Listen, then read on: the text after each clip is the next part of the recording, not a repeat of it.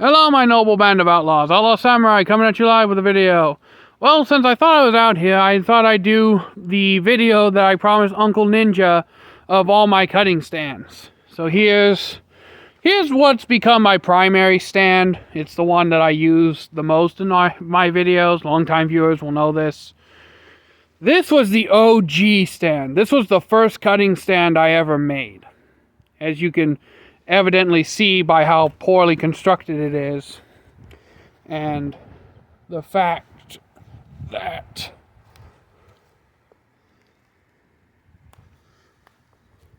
three-quarters of the top is missing. I still use this one from time to time. I just don't use it often. This one is for cutting the carpet rolls that I occasionally get from the carpet department when we have too many excess rolls. They were going to cut them in half and throw them away anyway, so I just take them and cut them on my channel. This one I made from a fallen tree branch. It is by far the heaviest stand I have.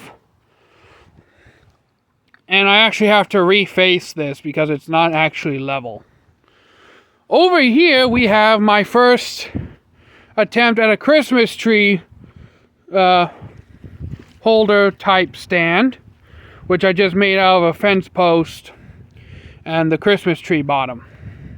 I decided to take a torch to it and burn it a little bit just for shits and giggles and decoration.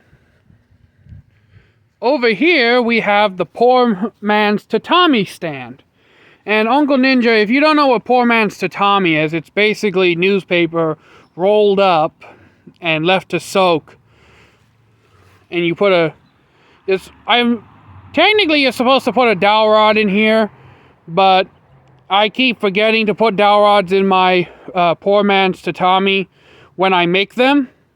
And I kind of end up just trying to smash the bottom down and hope and pray to the sword gods it stays put. That tape is there as an indicator of how deep the hole is. And I'm really considering just chopping this entire section off and redoing it because of how ugly that hole is, to actually cut regular tatami, which I am doing this year. Over here we have my bamboo cutting stand. This is literally made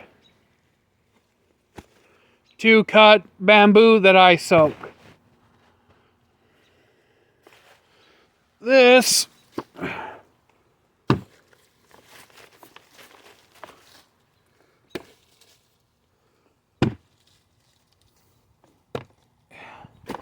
is my pool noodle stand.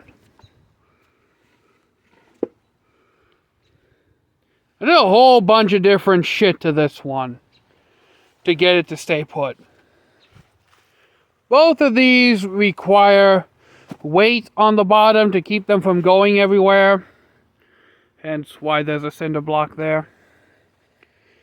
Over here is another cutting stand I've made.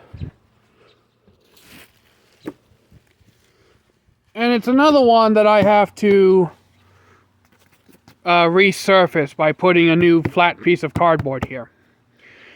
This is made out of the very thick, very dense cardboard tubes with just a 14-inch tabletop on the bottom. This one I really don't have to worry about moving too much. It's just I have to resurface the top of it. So put that there. And this one is my example of my truly portable cutting stand, where it's literally just a dowel rod and a umbrella holder. So all in all, Uncle Ninja,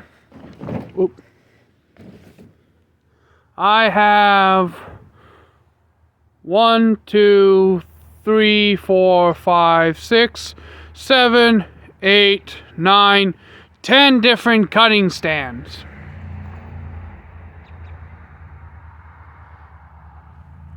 Which I believe I have videos explaining how I made all of these. There's also one other cutting stand that's currently broke up and under that pile over there.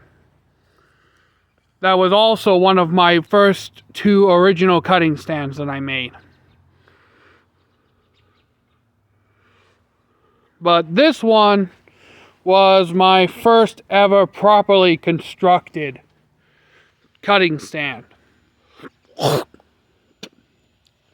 And you also may be wondering why the metal languettes on these. Well, that's simply because it makes it easier to carry these around and reposition them. And I really don't have to worry about cutting them, considering that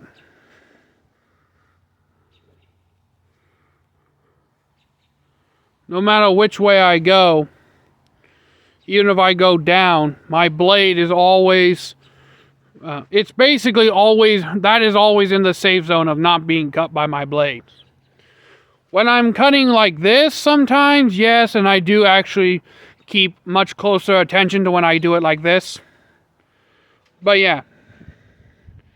You'll notice that all my heavy stands, basically all the ones with them wide ass bases, have the handles on them. That one's a bitch to move without the handle. The only way I'm able to move that thing at all comfortably is because it has the handle on it. Don't want to cut my new lab coat. So, Uncle Ninja, what do you think of my collection of cutting stands? And yes, for any of you watching, this mess was basically left throughout winter. I am planning on cleaning it up, so don't bother chastising me in the comments for it.